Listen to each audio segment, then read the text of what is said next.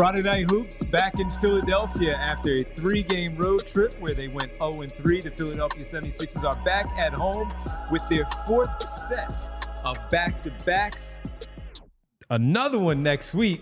So they've been getting hammered in the month of July, but the 4th set begins with the Cleveland Cavaliers tonight, the 36-7 Cleveland Cavaliers, who we'll talk about in just a little bit. Sixers have their hands full this evening in South Philadelphia. Welcome to the PHLY Sixers podcast, the pregame show presented by Bet365. Download the Bet365 app using the code PHLY365. And when you do sign up, of course, you get an opportunity to be like Rich and I and make some money, maybe, potentially. Use code PHLY365 when you sign up. Without the moment, it's never ordinary at Bet365. Rich Hoffman, Devon Givens, Bree is here producing. We're back in studio after a day off, and the Sixers are still 15-27. Rich, with the 7-game losing streak right now. And man, all right, start tonight with the Cleveland Cavaliers. Chicago Bulls tomorrow night on the road. They are actually 2.5 games back of the Chicago Bulls right now for that 10th seed in the play-in tournament in the Eastern Conference standings. So again, tonight and tomorrow, important for the 76ers. But here we are with their 7-game losing streak. So we titled that one Unlucky 7. And we'll get to our Bet365 picks a little bit later, and we'll give you the starters as well. But the Unlucky 7, man, they've been having a tough time. And that 3-game road trip, we were together for a lot of those. They go on a road for 3, and we're back, and they are now 15-27. They were at one time 15-20 after their 9-3 month of December, where we looked at it and said, okay, things are looking pretty good. Joel Embiid is also playing. Then he misses at one point where it looked like the 4 games. That has now extended to a few more games. They've been an unlucky 7 for this basketball team right now, and it doesn't get any easier with the Cleveland Cavaliers tonight in South Philadelphia. No, and Devon, there have been quite a few losses since we've sat next to each other. Yes. The last time we did that. And frankly, if you guys were looking for a split in this back-to-back, I think you would rather have it the other way around, right? Yeah. You'd rather be rested and at home against the Chicago Bulls, against the team you are quote-unquote chasing for the 10th seed. It's more of like a crawl, a couple tortoises instead of hares in the standings right now. Yeah, it's going to be a tough one tonight, man. This Cleveland team, they don't have Evan Mobley, so maybe that's a little bit more of a fair fight. They lose one of their excellent big guys, but this Cleveland team has been lights out all year. I mean, the two teams, Oklahoma City and Cleveland, have just been consistent in kicking the you-know-what out of the rest of the league. Even teams like Boston, have been a good bit behind them, just letting up. So tough one tonight, but hey, that's why we watch. Yeah, it absolutely is. So just looking at where they are right now, and I kind of wanted to start, too, with the conversation that we were having on Wednesday after they lost the game in what was the last game that they lost? Just trying in Denver, and that was on Tuesday night. I felt bad for you guys having to do the post-game pod after that one. That was a rough one, man. That was one. 35-point loss where you already knew that they weren't really going to be in it, but the way that it happened with the lack of effort and all, that was a tough one. I made it to about the midway through the third quarter for that one. It was that was a tough one. The lack of effort, and if you saw some of the reporting, I think the Enquirer's Gina Mizell was there. There was like a lot of screaming. I think some of the Denver reporters apparently Nick Nurse lit into them pretty good after the game was over. And it's it's funny, Devon. We have not seen, as bad as this season has been, the effort really has not been awful in a lot of stretches. Now, the transition defense kind of stinks, and you might say, okay, that is part of the bad effort, but there haven't been like a bunch of flat out stinkers where they just haven't really brought it. They've just, failed to make shots. They haven't had enough talent, some collapses late in games, but not like the effort stunk. So that was certainly a different type of game. But I think the risk of losing all these games in a row is that at some point, the team might let go of the rope at some point. And that's what that game felt like. Okay, you got 2 days off. You're back home against Cleveland. They have this, what do they call this? Rivalry week or whatever. Yep, so rivalry week. You only play 2 games, which probably is the right amount of games for a team to play in a week. Although in fairness, they are playing tomorrow night as well. We'll see what happens. We'll see if they can respond, because that was bad. And I will say, to the Sixers' credit, like Paul George, Tyrese Maxey after the game, they got asked about Nick Nurse kind of letting it out and screaming at them. And they basically said like, yeah, he was right. We didn't really bring it at all tonight. No, and there was no way you can hide that and say anything other than exactly that, because they did not. But what do you make of him having to let loose and rip for the second time? Now, we don't know about others because, look, the way that the one reporter explained it based out of Denver was that the media room happened to be right directly next to the walls were I wish connecting. Our media room was right next to the visiting locker room. We could have heard some good stuff over the years, man. Exactly. They were connecting, so she could hear it pretty clearly, just didn't know who it was. But again, the yelling and screaming and the foul language was definitely on full display that night.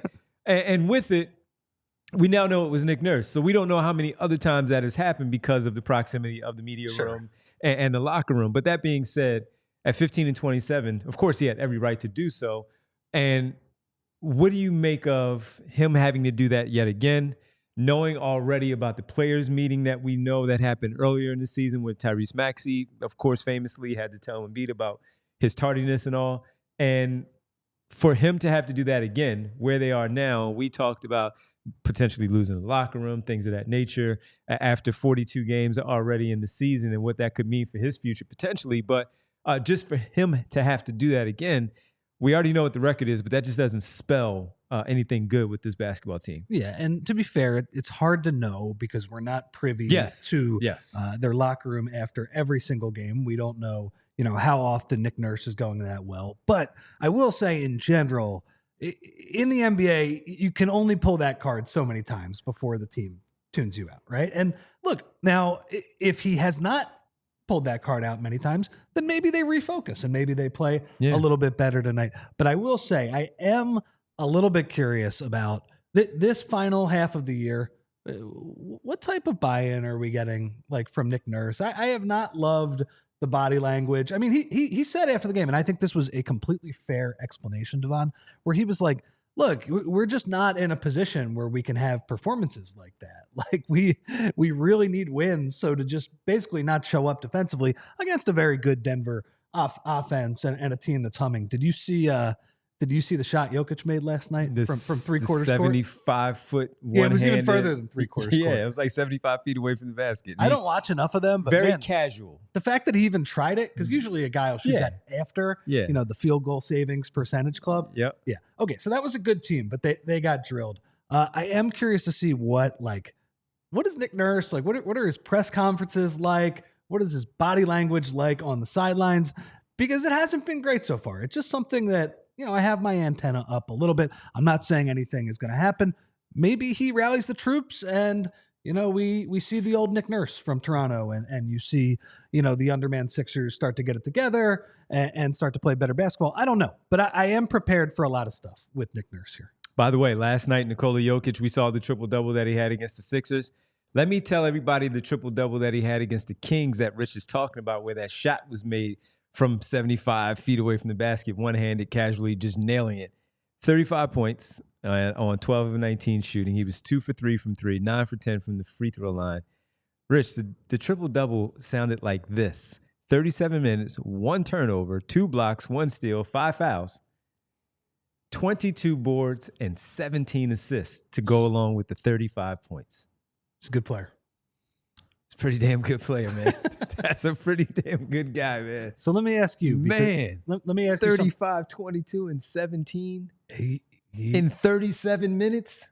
He is quite good. Wow. So let's bring up something else, because instead of focusing on just this game, we can go a little more big picture. Yeah. There was a rumor thrown out there from Bill Simmons, who, again, is not it's not Woj or Shams, but a guy who's plugged in, a guy who's been close to Daryl Morey over the years. Yeah. He mentioned that he's been right a lot. Yeah, he's been right. And he's also, he's good at least sifting through the gossip in the league. Sometimes he's wrong. I'm not going to say he's right. He's right all the time. So, but it was an interesting discussion point where he said that there has been a lot of buzz that Bob Myers could be involved with the Sixers in coming years. And Bob Myers, as you will remember, I don't know if a lot of people saw this. Woj put this out there.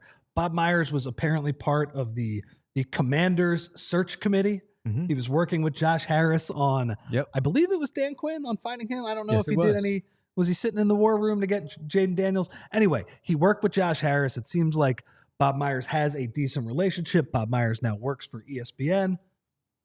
What do you make of all that? Well, halfway through the season, kind of see where the direction is for a lot of teams. Bob Myers away for, 2 seasons from now with the Golden State Warriors, probably chomping at the bit to get ready to get back in, kind of feeling out.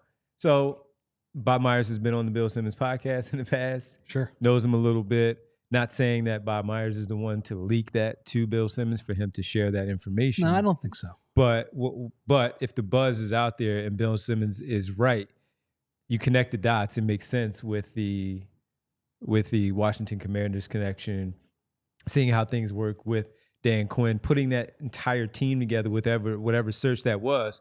And if Harris and Myers are still in contact, don't forget about the Irvin Magic Johnson piece of it as well, that it makes sense that something like that would get out there now, especially as we just talked about 15-27, the 76ers are.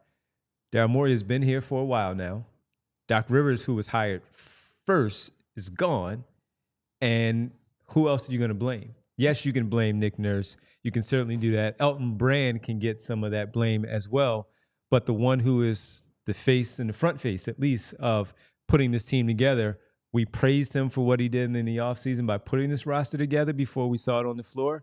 And now he's getting a lot of the blame for how things have turned out for this season. So if we, as we did have our show, Hot Seat on Wednesday about Nick Nurse, we also shared with everybody that there could potentially be a Daryl Morey show upcoming as well, because Joel's not going anywhere. Tyrese Maxey's not going anywhere. And the same thing for Paul George, at least right now. He's not going anywhere. If someone is going to have to be moved on from, if not both, it's the head coach and the president of basketball operations.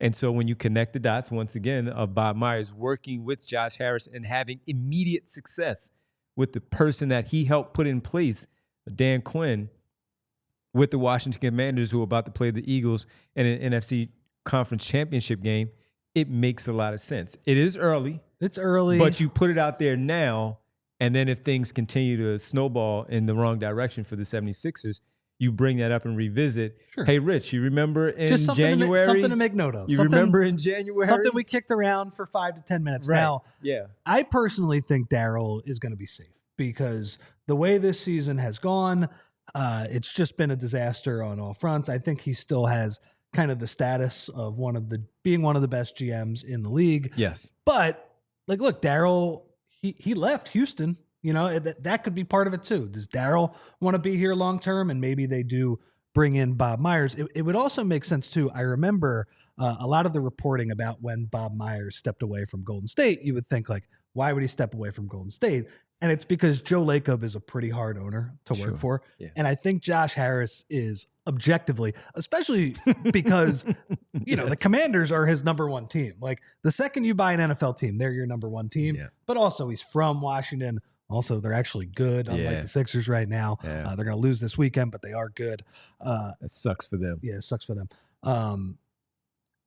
I do think Josh Harris is probably an easier executive to work for. I think the reputation on him is that he's involved, but not meddling or whatever. So anyway, it's just something to bring up. I actually would not be that crazy about that move. I think Bob Myers is that's what I was going to ask you slightly next. Overrated as an exec.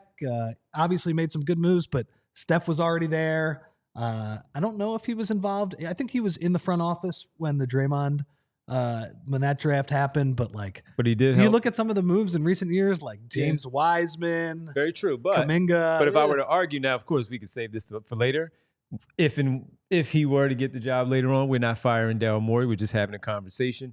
Brought in Andre Iguodala on a good contract. Sure. Getting Sean Livingston and helping him turn his career around again. He had a lot of pretty good ones that did work. Now, the LaMelo Ball part with James Wiseman, not so great. That one will obviously stand out, but he did do a lot of things, and he was part of that championship run of what they did. So seems like a good dude. Seems like I don't want to give him too much credit because I believe Steph Curry deserves a lot of this credit. But as far as a culture setter and somebody who can, kind of help put out fires. Like Draymond Green, been an awesome player, but a pretty volatile one over the years. But able to help him kind of keep things together. Yeah. And then Marcus Blackstock pointed out, whatever you think of Kevin Durant, he did decide to go to Golden State over those other franchises that were looking at him during that free agency run. He had a very unprecedented confluence of events with the cap spike and the smoothing and all of those things. Steph Curry, bad ankles. Yeah, whatever. We can talk about this later. Anyway, I just thought it was kind of interesting. And, obviously we don't want to talk about, the Sixers' unlucky 7 games in a row the whole time. But I don't know. No. It was just something to keep in mind for everybody. When you have an 82-game season, and especially the way that it's going where things are backwards, where we expect the schedule to be 27-15 instead of it being 15-27, other things are going to jump out. And by the way, we don't have a lot of 3 p.m. shows. We have a lot of game shows. Yeah. We have to talk about these things. We'll go big picture sometimes, so right? We have to discuss these things. And you see people talk. Vinny, our guy, our GM, Vinny is in there saying, I'm firing Morey. Yeah. Firing him now. There's a lot of people. Morey is so overrated. A lot of people in the chat. I will say, as somebody go ahead. Who is a Daryl Morey fan, man, this is a tough time to be a Daryl Morey, not a fan, but a believer in the track record and that he's good at his job. This is a tough time right now. And then you have, it's not easy. To your point, Yams saying, you guys love Daryl Morey. Well, I'm not saying I love Daryl Morey. I'm just saying that we're not firing him right now. He's not going to get fired right now. We'll reevaluate that in the offseason. And if it's maybe Bob Myers, maybe someone else becomes available that you might like over Bob Myers, we'll have that conversation then. So, yeah. I don't love Daryl Morey. I think he's done a decent. I gave him credit for what he did in the summer. That has not worked. That has not worked. At least, of course, Joel is not on the floor, but it has not worked in general. Well, real fast. Speaking of Yams, too, who we love. We do love. He's here all the time. Yes. We appreciate you, Yams. Yams hates Daryl Morey. Yams says, BS, you'd marry him. No, we would not. Real fast. Josh Harris has to be at the game on Sunday. Has to. Let's talk about this. He has to be there. This is where I'm starting. He has to be there as an owner. You have to be there for your team because they're playing in that game. My question, as you said, shame for them that they lose. They're going to lose. Knock on wood, the Eagles win. They don't lose, right? If they were to win Washington, does he accept a trophy? Or is he smart enough to read the room and have his general manager, president instead do that, and you just hope that your team wins in the Super Bowl where you do so in New Orleans and not here in Philadelphia? So let me ask one question first. Okay. Where is the trophy presentation happening? In the middle of the field. Oh, my God. Locker room is different. Middle of the field. Middle of the field. Snow is already removed. They're not throwing snowballs at him. Dude, it's a great question. And I was thinking about this. Like, after Washington won that game last week, he's watching Matthew Stafford drive down the field trying to win that game. He probably was the biggest LA Rams fan in the world. Now, maybe he doesn't care about this. Maybe he's just like, I view everything as an asset. It doesn't matter. My portfolio is great. But I got to be honest. I bet you there was a big part of him that was like, can the Rams just win so we don't have to do this? Yes. And look, this is what you signed up for when you not only bought an NFL team, you bought this specific team. So to answer your question, if he does accept the trophy, I don't know what the answer is, but if he does, the vibes and the brand of this Sixers team, is he going to be able to sit courtside at these games without just getting booed? Listen, they never show him on the Jumbotron, so he doesn't have to worry about that. But they will start to heckle him. He sits right next to the coach. Everybody can see it. They're going to heckle him. Yes. Oh, it'd be so bad. For everybody's sake. Eagles win. Eagles got to win this game. Got to win this game. Oh, Absolutely. That would be such a bad look. I had to ask you the question because, we're not going to be together tomorrow. We're not watching the game together on Sunday. We'll talk about that later on in the post game about how you feel, just kind of setting the scene for how you feel about Sunday. But what a bad look for that particular thing. We know the people that are around him, at least locally. They are also from here too. I'm sure they're talking to him like, hey, let's look at all the options here. Well, by the way, too, that would also set a good precedent too if he just like stepped to the side and like, you know, maybe like congratulated people back in like the office, because nobody wants to see the owner get the trophy first anyway. It doesn't matter if you love the owner, like Jeffrey Lurie, like lifting up the trophy if and hopefully when the Eagles win this weekend. I don't want to see that. No.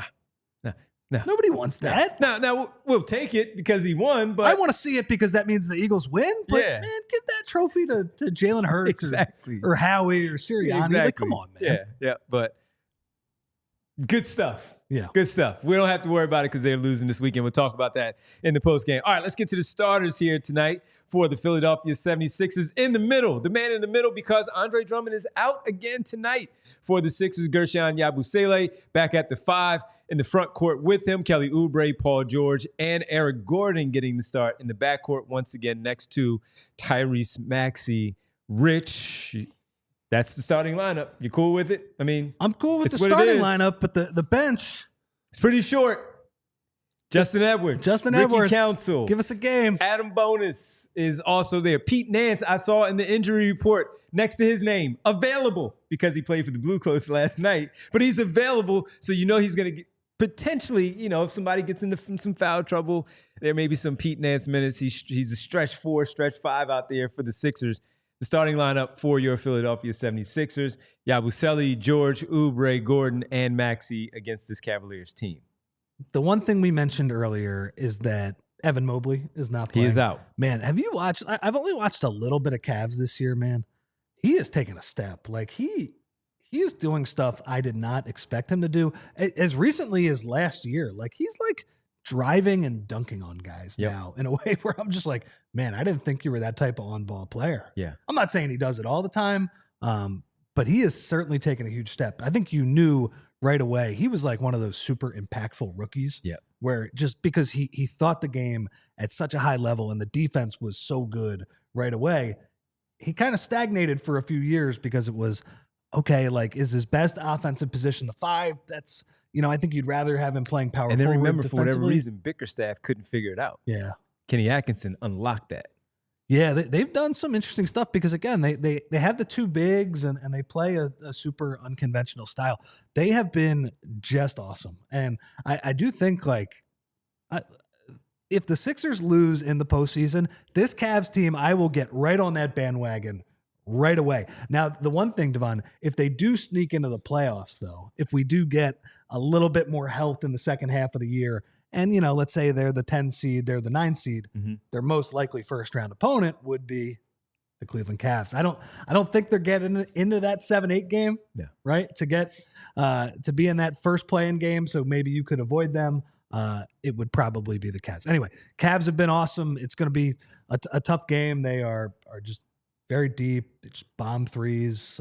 They lost the other night. Let's talk about them a little bit. They lost the night. They are 7-0 their last 10, and but as you pointed out, they're smoked in OKC in the rematch. Yes, they still have the best team in the East.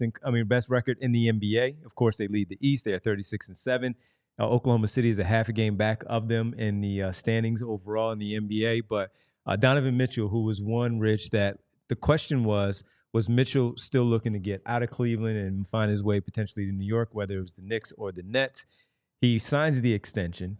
He's back. Now, that's been a really nice story about it. Yeah, mind you, this is the 3rd matchup between the Sixers and the Cavs this year, so this is game number 3.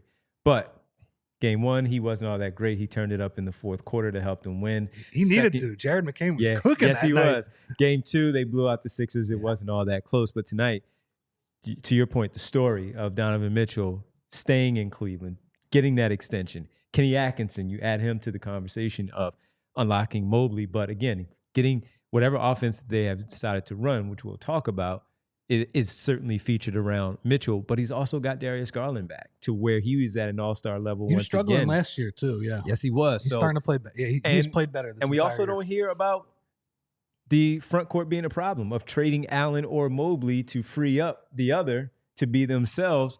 They're doing all this where Max Strus missed a ton of games. He's now back. Karis LeVert is in the lineup. Isaac Okoro's in the lineup as a starter. He's out tonight, by the way. George Niang is getting run. Karis out tonight? Ty Jerome. I'm sorry? Karis out tonight?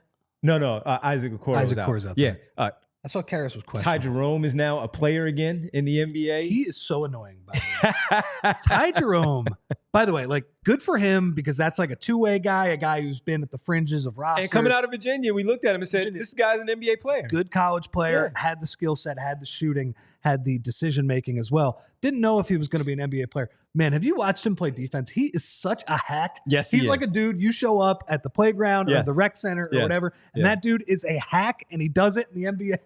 Yes, he is. But just your thoughts overall on the Cavs with where you said they're so good, they're potentially your team in the playoffs. Should the Sixers not make it or simply get knocked out? Your thoughts on where this team is now from where they were with all that storyline that I just laid out to you. I'm impressed, and I think one of the nice things is that Donovan Mitchell. There were so many whispers around the league. Like if we were doing the Bill Simmons-esque whispers last year, the year before, told me. A little birdie told a lot of people that Donovan Mitchell really wanted to play in either Brooklyn or New York, somewhere in New York. That is where he's from. The Knicks, he had been rumored to just be like. Apparently he wanted out of Cleveland. That's what people thought. And maybe Donovan Mitchell did want out of Cleveland for a long time. But this summer he looked around, he surveyed the scene and said, you know what? My best chance is to win here. Yeah. They're going to pay me all the money that I deserve. This isn't so bad. And he went back to what is a very small market, and they've had an awesome season. And Donovan Mitchell is a guy who I think his game I think in the playoffs, he hasn't had a ton of team success, but individually, that off the dribble shooting is we've seen it a few times. Saw it in a couple of those losses to Boston last year where they just didn't have enough firepower, but he was cooking in some of those games. Had some great games in Utah as well. That can be a really potent formula in the playoffs. Yeah. Not unlike Tyrese Maxey a little bit, some of the stuff he did against the Knicks. Anyway, it's been a great story. I don't know how long they're going to be able to keep this core together, right? We know about all these aprons and these teams are going to get expensive. And Jarrett Allen's contract, which I think when he signed it, it's like $25 million per year. People thought like, man, that's a lot for not like a top tier center. Been one of the best contracts in the NBA. Easily movable. He's been a all-star level player, whether he makes it or not. Great dude, culture setter, defensive player, all that stuff. So it's been a great story. Kenny Atkinson, I'm very happy for him because he got done dirty in Brooklyn. Wrong. He got done dirty in Brooklyn because he wouldn't play DeAndre Jordan in the starting lineup. He's like, no, you know who's better than him? Jarrett Allen. Jarrett Allen is better than Jarrett him. Allen. And Kevin Durant and Kyrie Irving were like, see ya, get out of here. Part of their problem. Anyway. Yeah. Part of their problem. So might have won. Good to see Kenny Atkinson get another shot, and he's made the most of it. It's a fun basketball team. Really good basketball team. Sixers have their hands full tonight. Let's talk about the picks for tonight with our sponsor, Bet365, the pregame pick segment brought to you by Bet365. Use code PHLY365 when you sign up, whatever the moment. It's never ordinary at Bet365. Bree, throw those picks up on the screen. Let's start with yours. Let's start with yours tonight. You know, Tyrese Maxey. In the middle of all that crappy defense the other night, Tyrese Maxey looked pretty good, man. And Jared McCain had a huge night against Cleveland. In the first game, Tyrese Maxey had a pretty big night in the second game, even though the Sixers got killed. I feel like we're going to see some threes tonight, man. Okay. I think we're going to see some threes. Now, I think the one worry would be for the 3-point bet is that Mobley is out, so it might be a little bit easier to get to the basket for the Sixers, which again would especially with Yabusele pulling Jarrett Allen away from the basket. Would be a good thing for the Sixers overall, and that maybe Maxey might not have to shoot as many threes. I think he's going to get them up tonight. I think we get a good Maxey and PG game tonight, Devon. Oh, is it going to be enough? Is it going to be enough? It's been a little while since we've had both of them on the same page. I think we see it tonight. I think Maxey's going to make some threes. Okay. Here's mine. Love to get your thoughts on mine, which is a parlay of plus 190. Includes Kelly Oubre Jr. over 1.5 steals and blocks combined. With Kelly Oubre, we know how active he is defensively. There's a lot of fast-paced things going on with the Cavs. There's a possibility there. And Darius Garland, he cooks the Sixers over 2.5 made threes tonight for the All-Star guard. He is Garland. The way he can control a game when he's good. Yeah. He's just really patient, really shifty, really good. Man, I remember we were having talks in Phoenix when Kale was in Phoenix, and they had that number 10 pick. And we were looking like, if he's there because of the ACL that happened at Vanderbilt, should they take him? Because Chris Paul, of course, was older, but you just have a guy behind him to groom, get him right. Later on, it became, all right, he's not going to be there. Tyrese Halliburton. Should he fall? Yeah. They selected Jalen Smith. Yeah. Yeah. We weren't happy.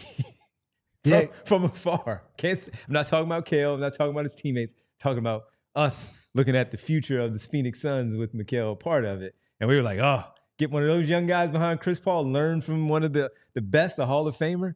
Darius Garland was one of those guys, and he is fantastic.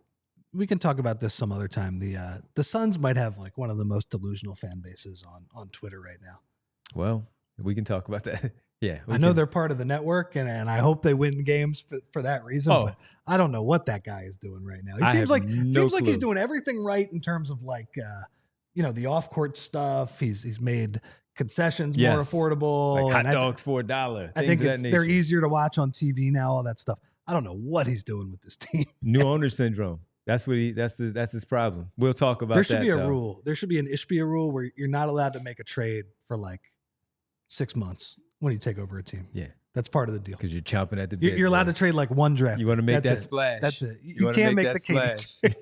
All right. We'll talk more about the game later. Our pregame pick segment brought to you by Bet365. Use code PHLY365 when you sign up. Whatever the moment's never ordinary at Bet365. Must be 21 plus and physically located in Pennsylvania. If you or someone you know has a gambling problem and wants help, call 1-800-GAMBLER. All right, Rich, do they keep it close tonight? I think they do. I think it's a loss because we've seen a lot of losses, but I think it's a competitive, decent game. That would be an 8-game losing streak for your Philadelphia 76ers. It would be. All right, for Rich, I'm Devon. For Bree, I'm also Devon. Thank you all for hanging out with us. By the way, Mr. Sandman did say in the chat that he put 100 racks, or he said, I'm sorry, he put a rack, I'm not going to say, on the money line of the Cavs over the Sixers. Easiest money he is spending, he said. Well, Rich kind of agrees with you because he said they're going to lose. Keep it close, though. We'll talk about it after the game, Mr. Sandman. We'll see you then. We'll see all of you after the game. Sixers-Cavs, we'll be discussing it right here on the PHLY Sixers postgame show presented by Bet365. Enjoy the game. Enjoy the game, everybody. We all silly like the mayor.